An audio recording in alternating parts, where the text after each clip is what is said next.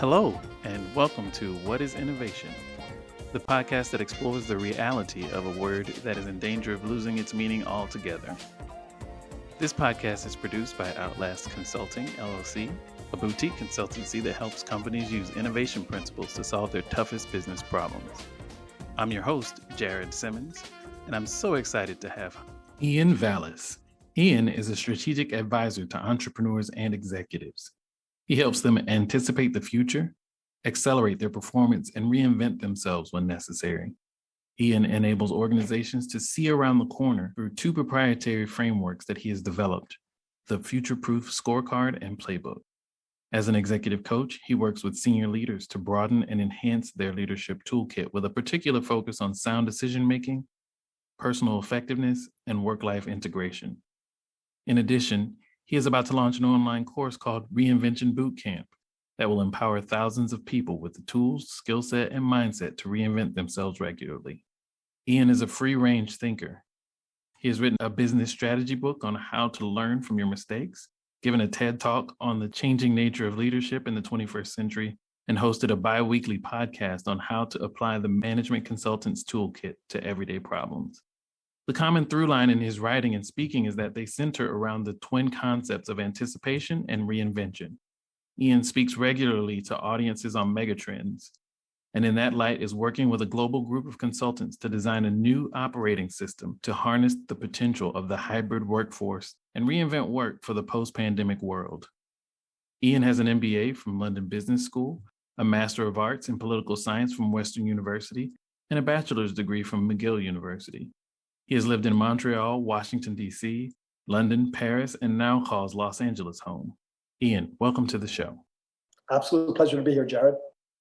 So, why don't we just dive right in? What, in your mind, is innovation? So I have to confess that I prepared a little bit for this in the sense that I didn't think I had a definition that kind of readily leapt to mind before this conversation. But after thinking about this a little bit, I came up with a definition of innovation that's related to creativity. And so for me, innovation is the practical expression of creativity. What I mean by that is that creativity is about having ideas, but innovation is about having ideas to solve specific problems. So for me, innovation is a really focused application of the wonderful human, kind of inclination we have to being creative. And there's this little aphorism that I came across that was about creativity that I've taken the liberty of paraphrasing. So creativity is said to be the intelligence having fun, and innovation for me is creativity doing work. So that's my definition of creativity. Yeah, I love that. That is fantastic. The connection between creativity and work is a non-obvious one. And after hearing you explain it, it does feel like a very intuitive definition of what innovation is in a broader context. I want to unpack creativity a little bit because that's a word that a lot of our listeners are in the business world. Creativity is not a term you hear a lot in the business world. Tell me a bit about how you came to really think about creativity as it relates to innovation. Sure. So I was informed a little bit by a British mathematician called Marcus du Sautoy. He's got this wonderful definition of creativity, which is really kind of wrapping it in three things: exploring, combining, and transforming. And for me, when I came across those words, it really encapsulated the nature of creativity for me. It's not about incremental change or kind of making things better at the margins. It's really about, exploration, the kind of intellectual vastness of, coming up with an idea out of nothing or out of the ether, combining or recombining things, as many innovations these days are about remixing existing situations and making them better that way. And then finally transforming, which is, in some ways, I think the fulcrum of any kind of really creative piece is really when it changes the object or changes your perspective on the object. So for me, creativity is really a high level activity, and innovation being associated with creativity, I think, kind of is, reflected glory in the sense that to be truly innovative, you have to be creative, and to be creative, you have to explore, combine, and transform. I love that. And the elements of transformation, in my mind, is where the value gets unlocked, because you can explore to your heart's content, and you can do all these other things, but until you transform it into something else, pull it out of its existing form, take those oil paints and apply them to the canvas, transform them into something else. In the tube, it's paint. Applied to the canvas, it's art and it's creativity and expression. Absolutely. I think there's a high bar that we should set for a definition of creativity. I think you've done a very good job just now. And I think most people would agree, looking through those lenses, that maybe a lot of things that we think are creative are actually not, because they don't meet those thresholds. But bringing it back to innovation, I think what's interesting about the combination of those two words is that just as we hold creativity to a high bar, I think we should hold innovation to a high bar, because it's one thing to kind of transform something, but if it's not transformed in a way that actually solves a specific problem, then it maybe can't really be considered innovative. So, kind of a creative artist can redefine the way we look at perspective, for example, and art isn't necessarily designed to solve a problem, but an innovation solves a specific problem or meets a certain need. And that's where creativity and kind of problem solving, I think, intersect in the beautiful form that is innovation. Innovation as the intersection of creativity and problem solving feels very intuitive now that it's been said. Now that I've heard it, it does. It feels very intuitive. And I wonder, are there some problems that lend themselves to innovation more than others? So if I think about the intersection, can I just solve any problem creatively and have that be innovation or innovative? I would say no. Again, in keeping with this kind of slightly esoteric, but I think grounded kind of expression of creativity and innovation. I think creativity really comes out of the wellspring of a particularly big or thorny, or as the term of art goes, wicked problem. So, kind of slightly improving something is not creative nor innovative. And, I think one of the thrusts of your podcast is to define what innovation is, but also what it isn't. And so what I would say is that innovation isn't improvement. If you're just improving something at the margins, if it's a small problem that requires a small fix or slightly different perspective on it, then that's not really an innovation. That's just, kind of good stuff. And so I think, to answer your question, the bigger the problem, the thornier the problem. In some cases, revealing a problem that we didn't even know existed can be the most innovative thing of all once you crack the code on that. So I think there's lots of different ways we can take it. Yeah, I think that's well said. And the element of that last piece you just kind of threw in really kind of got my brain going in a different direction around, if you think about the creativity and problem solving intersection, it doesn't have to be unlocked at the end of the problem solving process. It can be unlocked at the beginning just by creatively looking at the problem and stating it in a way that allows people to explore new areas. I think about cybernetics in that sort of context, where it's not really, I wouldn't consider it a domain of each study, but more of an intersection of domains where psychology and study of the brain meet, machine learning and things like that. The innovation isn't necessarily in what is produced, a prosthetic arm or what have you. Innovation was in connecting these two, 60, 70 years ago, before this technology was even at the point that it's at today. So it doesn't necessarily have to be the end point where the innovation occurs. It could also be in the domain setting part. Yeah, and you raise an excellent point. I was thinking of companies that I find particularly innovative in preparation for our conversation. And two that come to mind, I would say combine innovation and improvement in the same kind of package, but only one of it is innovative. So I'll give you an example. Airbnb, for me, is a very innovative company. Now, it's not innovative in that it replaced hotels. That's just an improvement. Right. But where it innovated was it found a way for us to leverage, unused capacity, basically rooms in our houses that we weren't using. Similarly with Uber, the piece of Uber that replaces a taxi, which is, kind of summoning it on your phone, that's an improvement because taxi companies can develop apps. Right. But the ability to kind of monetize fallow resources like your car, that was the innovation. And obviously the peanut butter and chocolate combination of the two is really what makes it compelling. And, there are pieces of it that, removed friction and created kind of digital versions of trust that were, if not innovative, certainly really big transformations.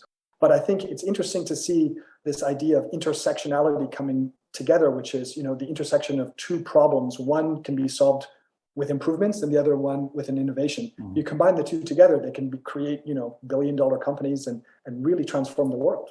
Wow. Yeah. I love that distinction within the business model because it's not drawn very often. So thank you for highlighting that because I hadn't thought of that. And I think it really underscores one of the points that I'm very passionate about, which is the difference between innovation and invention.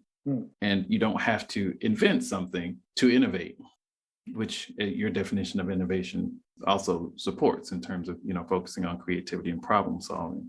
I think with Airbnb and with Uber, a lot of attention gets paid to the technology, to the app, the design of the app, et cetera, the back end of how they brought it to life. But I agree with you. I think the innovation really is in the transformation of value, the car sitting in the driveway, the room sitting empty, transforming that into a different type of value for the user. And it also puts a different user at the center, right? Yeah. When most people talk about innovation with those companies, they talk about the customer. But if you're talking about the homeowner or the driver being the center of that innovation, then it really puts it in a different perspective. And that's why those two examples are fascinating because they're examples of two-sided markets. And we tend to focus on one side of that market. And you just pointed out there's value in spotting the second. I want to come back for a second to your thought about the distinction between innovation and invention. For me, and I'd love to get your thoughts on it, but for me, invention is kind of creating something out of nothing, whereas innovation is building on top of something that already existed and transforming it in a materially significant way. Maybe I'm contradicting myself, but the canonical example of invention or inventor is Thomas Edison, right? Right. And Thomas Edison created the light bulb. Right. You could say that he innovated on the gas lamp, right, in terms of lighting, but he really did create an entirely new, kind of system and energy source and reliability. So in that sense, it's a true innovation, right, but it's also an invention in that he created an entirely new category. But I think for me, at least, invention is creating something out of nothing. Innovation is like building on that, standing on the shoulders of giants in some cases, but still transforming it in a materially almost unrecognizable way, as our great friend Thomas Edison did. Yes. Oh, no, I love that. Thomas Edison is a great example for that point. I hadn't really discussed him in that context, but the filament as an invention, if you overlay the innovation definition you applied there, the overlay over the invention of that filament could be a number of things. It could be the light bulb itself. It could be the network that, he built in New York, the power distribution network he built in New York to actually monetize the idea and democratize it is the word I was looking for. So there's different layers of innovation on top of that single invention. And then if you then sort of think about Nikola Tesla and the work he did in terms of bringing power to the masses, that innovation, the different type of current that traveled far over longer distances, helped to take that invention of Thomas Edison's and really create value and transform lives in places that Edison wouldn't have been able to with his power distribution system. Exactly. Yeah, that's a great point. That's a great example of invention. And Tesla, briefly worked in Edison's shop, as most geniuses. They needed their own space. But the work that he did after that, a lot of it was invention, but some of it was reinvention on Tesla's part of some of the things he learned and saw in Edison's shop. I would love to get your thoughts, and I know this is something that you have a lot of passion for, but I would love to get your thoughts on reinvention as a space. Absolutely. So thank you for bringing that up because it's a personal area of passion and professional activity for me. So I for the last better part of a decade, I've spent helping individuals and organizations reinvent themselves. Wow. And partly it's about all the RE fill in the word, reimagine, redesign, reboot, relaunch, remix, all of those elements that go into play, particularly at the organization level, but also at the individual level. And in thinking about the relationship between reinvention and innovation, if we think about innovation, as we described earlier, as kind of creativity applied to a problem being the definition of innovation, I think reinvention for me is a form of innovating on yourself. And when I define yourself, I mean either yourself, the individual, or yourself, your organization. But for me, reinvention can't be done to something external. Like I'm not going to reinvent the National Hockey League or the National Football League if I'm not part of the National Football League. But I can reinvent myself. I can reinvent my organization, my industry, because I'm a part of it. So it's a very personal form of innovation. And I would argue just as I have about reinvention, but personal innovation of some form, whether it's to yourself as an individual or to your organization, is one of the meta skills of the 21st century that we need to develop. I'm sure you've read tons of books about how automation and AI and algorithms are going to kind of turn people into either unemployed or robots themselves in terms of just doing mechanical work at Amazon jobs. And the reality is that we're going to have to constantly change the way we do things, both as organizations, but also as individuals. Right. And so for me, adopting this innovation mindset, this reinvention mindset, is probably the hardest, but the most important thing we can do. And so I know we talked a little bit off mic about this idea of innovation and reinvention as mindsets. But for me, that's the fulcrum of the 21st century type of innovation that we want to achieve, which is almost in terms of posture and approach rather than product innovations that just making, kind of widgets a little bit better or a little bit less costly. Right, right. How do you see reinvention as we stand here and look forward deeper into the 21st century? How do you see the structure? So reinvention becoming a thing in the corporate world. There are innovation experts. There's training on innovation. Tell me more about how this can become more embedded in the corporate world as a concept. Absolutely. So the 20th century was defined by corporations creating value by stripping out inefficiencies. So they basically made widgets, whether they were fancy widgets like cars or not so fancy widgets like ball bearings. And the only way to really add value was to kind of strip away inefficiencies, make it cheaper per unit cost. And they did this in various ways, up to and including outsourcing and then shipping manufacturing to lower cost places. Right. And that was really how the 20th century economic growth engine was created. In the 21st century, that is just not going to pass muster. And organizations, in order to stay relevant, let alone to remain profitable, will have to constantly reinvent themselves, sometimes in whole cloth. And the company that I think of that is probably the best exemplar of reinvention today is Netflix. Netflix is probably going on their third, fourth reinvention. If you think about what they've done, they reinvented the concept of distributing DVD rentals. Right. They disrupted Blockbuster with a simple, I guess you would call it, innovation of distributing by mail, if your listeners are old enough to remember that. But then they pivoted into streaming, and that was something that was not going to be an automatic win, but they were ahead of the curve in terms of figuring out that was what they needed to do. Then subsequent to that, they were the first of these organizations to actually buy and create original content. So instead of just licensing, the Seinfelds and the television shows of this world, they created their own content with like House of Cards and other things like that. Again, moving up the value chain and vertically integrating upwards. And then most recently, as last week, this is how current this is.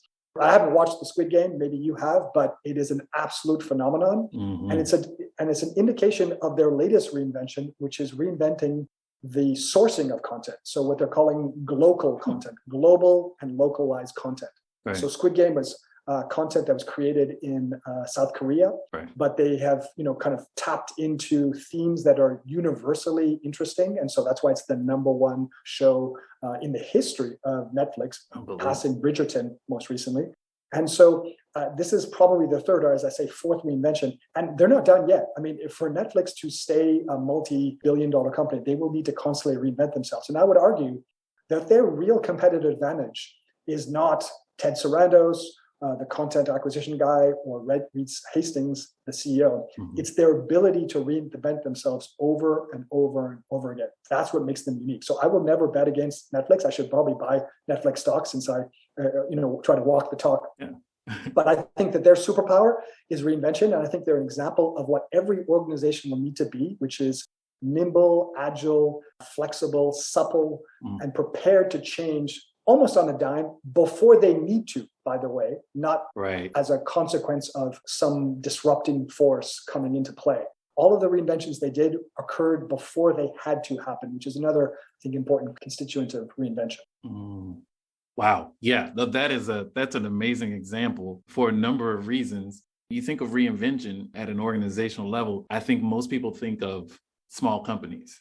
And a lot of the terms you use to describe Netflix, flexible, agile, all those things, you don't usually apply to Fortune 50 companies. And that is testament in and of itself, just in the sort of language that you have to use to accurately describe this company. Mm-hmm. And I couldn't agree more about the concept of reinvention playing out in their history as you look over it, but probably wouldn't have noticed it had you not connected those dots for me. So thank you for that. Mm-hmm. I recall being in a training a long time ago. I am old enough to remember the mailing of CDs and me too, by the way, Jared. I even remember Blockbuster video stores. So we're both of a certain vintage. Yes. The experience. I feel bad for a certain, because the excitement of going into a Blockbuster video, to see what was available. There was an experience there that some people will never have, and it's a shame. And do you remember like the excitement you had when you saw the case, but also the fact that there was the Velcro sticky that indicated that it was in stock? That yes. It was like, hey, great, the new movie's out, and they have one more copy that I can peel off. Exactly. Which is something that like digital natives who just press play on their Netflix queue never have to worry about. Yeah. I mean, they have to worry about bandwidth, but that indescribable pleasure of kind of being the double winner. The movie's there, the movie's out, and it's available. Exactly. That form of scarcity and reward, mm-hmm. that dopamine hit is just not there in this era. Exactly. I remember being in a conversation in an innovation training, actually, in that time frame, and talking to someone who had been to a conference, and he said, "There's this company called Netflix. Watch out for them. They're going to do big things." Because they were just starting this mail thing, and people were kind of like, "Oh, you're going to mail me things? I'm going to have to wait for," it was not intuitive. But he was already talking about streaming. And this is 56K, 128K, this is before the infrastructure existed to be able to stream movies. But he was already talking about a future where, he saw the current technology and his current innovation as a stopgap, basically, for what the future held. And I think that becomes cultural, that mindset of, okay, yeah, we're doing this now. This is the way the world looks now, but we have an understanding of where things are headed. And, that Gretzky quote about skating to where the puck is going, I think that's probably core to making reinvention part of your culture, which I think that's what I wanted to get your thoughts on. Is I could see, one person like me buying into reinvention at the individual level, but are there things that you can do as an organization to make reinvention cultural? Absolutely. And I love the fact that you quoted Wayne Gretzky. He's a good Canadian. I would have worked him into the conversation for sure, because otherwise they take away my Canadian passport. Of course. But no, absolutely. But you can totally bake in kind of reinvention values into an organization. Mm-hmm. It's about a mindset for sure. And it comes from the top down, in the sense that the CEO or management team has to kind of live and breathe this and model this. But it's also about, that kind of talent that you attract and you empower, because the best ideas don't come from the top down. You get direction from the top down, but the best ideas come from the bottom up often, or from everywhere. Yes. And so you need to create an organization which is designed to kind of tap the collective intelligence of your people, and kind of draw on these innovations wherever they come from. Some of the greatest innovations come from the shop floor. And, we've all heard these stories about Toyota and Kaizen, where, someone pulls the andon cord and stops the assembly line. But the second part of that is that same person, or one of the people who are his peers, his or her peers, figures out, hey, this is the problem, and here's a really innovative kind of smart way to fix the problem. Mm-hmm. And they've been empowered to do so. So I think part of it is talent attraction, retention, empowerment, but it's also about having this posture of looking constantly onto the horizon for both threats and opportunities. Mm. So I call this kind of radar and sonar scanning, where you're looking for, I use the metaphor of radar for threats, kind of bogeys, to use a fighter pilot term, and sonar for looking at opportunities. Mm. So basically looking at either market gaps that are being exposed, or threats that are coming, threats being, kind of disruptive, insurgents that are coming. So Netflix to a Blockbuster, Airbnb to a Hilton, or to a taxi. But opportunities can also manifest themselves. And so reinvention is about scanning the horizon proactively and moving in the direction of change before it's necessary. And I think that's the last piece of the puzzle, is having this inclination and embrace of change where you're willing to run towards change, both because you know the faster you get there, the trip will be shorter and less bumpy, right. But also, to use Peter Drucker's famous phrase, the best way to predict the future is to create it. And so the sooner you can get to the future, the sooner you can kind of put your fingerprints all over it. And so I think a huge component of reinvention is that. And then the last piece, which is both cultural but also I think structural, is to create organizations that are intentionally supple. General Stanley McChrystal and others have written about team of teams and other concepts. And I love the idea of this kind of molecular approach to organizations where you have a modular kind of structure where you can kind of divert resources to exciting opportunities or to defend against threatening insurgents. And that doesn't happen accidentally. Right. If you have 100,000 person organization and it's 5 layers of bureaucracy between you and the CEO, that's just not going to work. Sure. Amazon hired 500,000 people in the last year, but they still live by something called the 2 pizza rule. I don't know if you ever heard of Jeff Bezos that, but he said basically no project team should ever be so big that they can't be fed by 2 extra large pizzas. So that really sets a limit to like how big these molecules within the organization can get. Right. It's not accidental that Amazon is one of the most innovative companies for sure, because they're constantly scanning the horizon, going to where the puck is going, as Gretzky famously said, right. But also creating a supple structure, even amongst one of the largest corporations on earth, to facilitate this posture of reinvention that I think Netflix, Amazon, and some of the best companies achieve and run towards every day. I think the Amazon example is instructional in a lot of ways, and sort of the identification of the molecular approach and the small teams, and that being something that leads to a supple organization, allows you to be more flexible, responsive, and innovative and reinventive. Again, that's part of this that gets less attention, right? Most of the attention goes to the ecosystem that's been created and the sort of tech back end and what that enables and the relationship with suppliers and all those things. But the thing that kind of gets overlooked is that there are people managing all those things, people coordinating all those things, people moving these elements in and out, prioritizing, deprioritizing them, allocating spend against these things. And that's what makes innovation, and I think in extension, reinvention, actually happen. You can have great ideas, you can have innovative ideas, concepts, technologies that could lead to innovation. But unless you have, at the scale of an Amazon or a Netflix, unless you have an organizational structure that not only allows it, but enables it, puts it on steroids, you don't become one of the biggest companies on earth with just a great idea and smart people. I think the unlock of organizational structure that you're highlighting is something that doesn't get enough attention in the space of innovation and reinvention.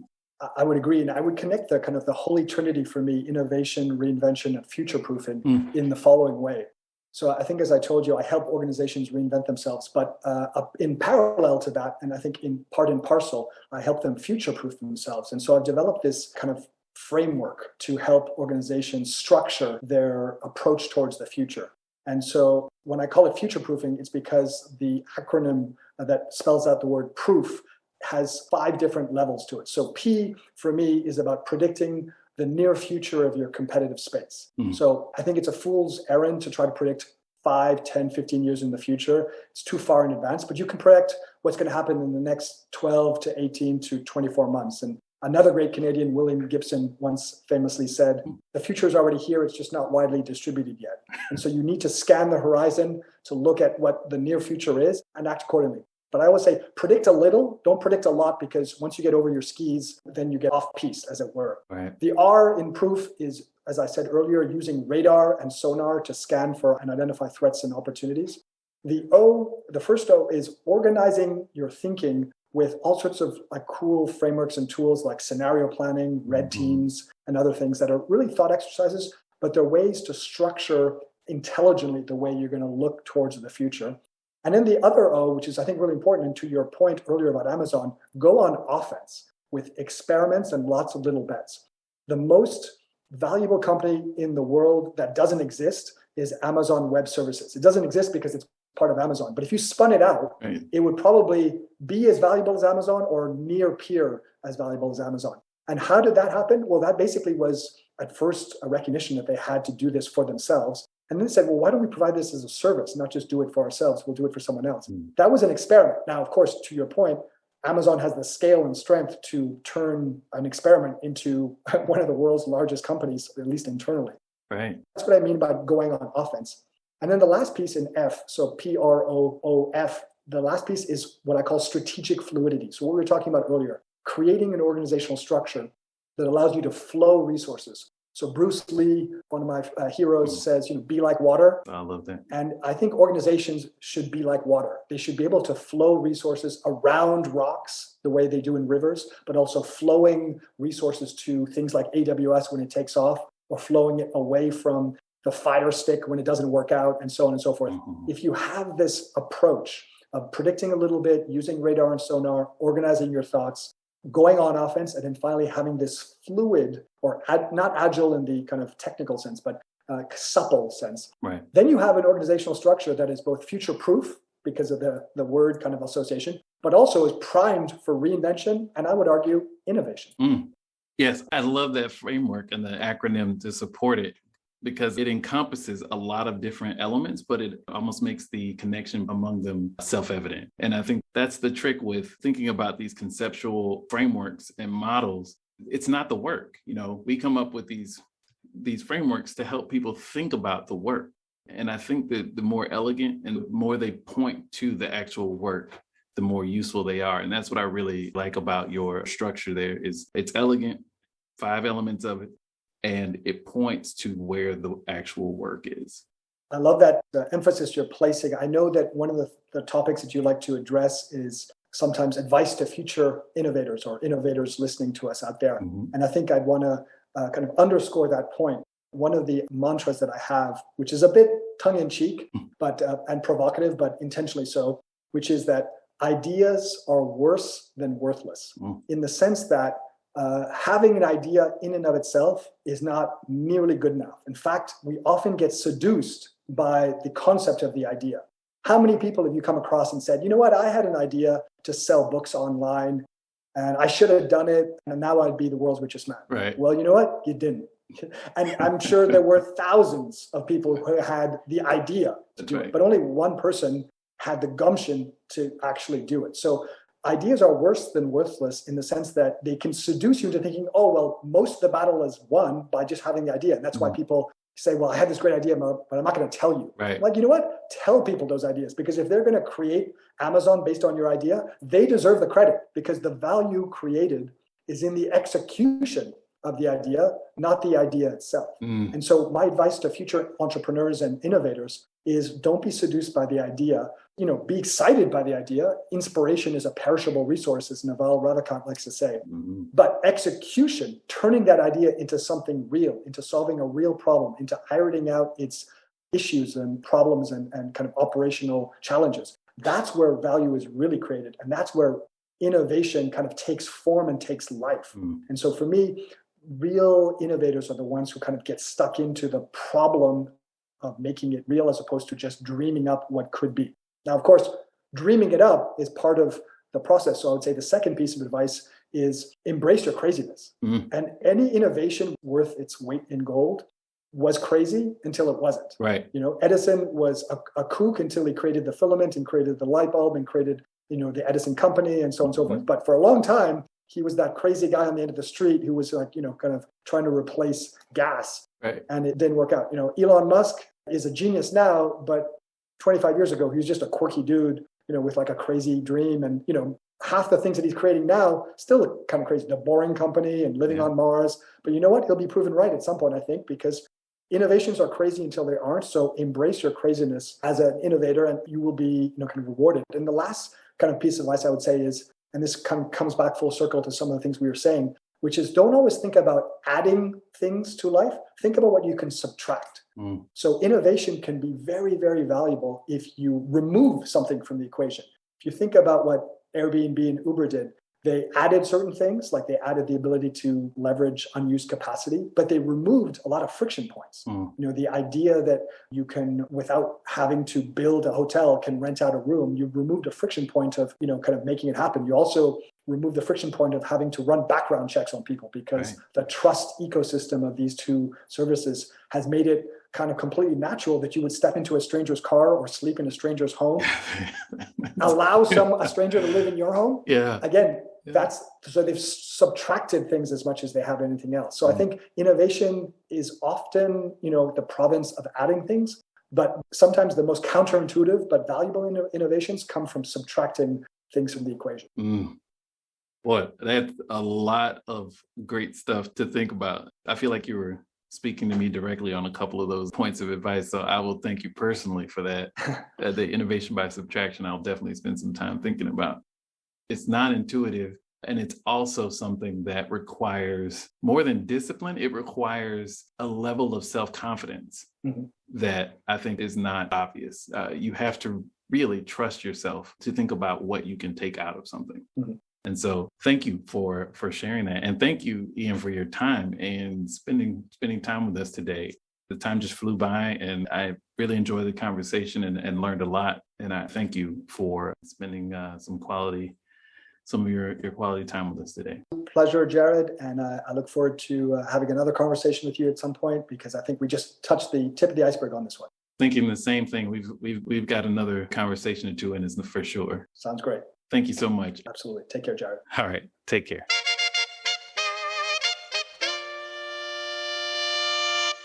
We'd love to hear your thoughts about this week's show.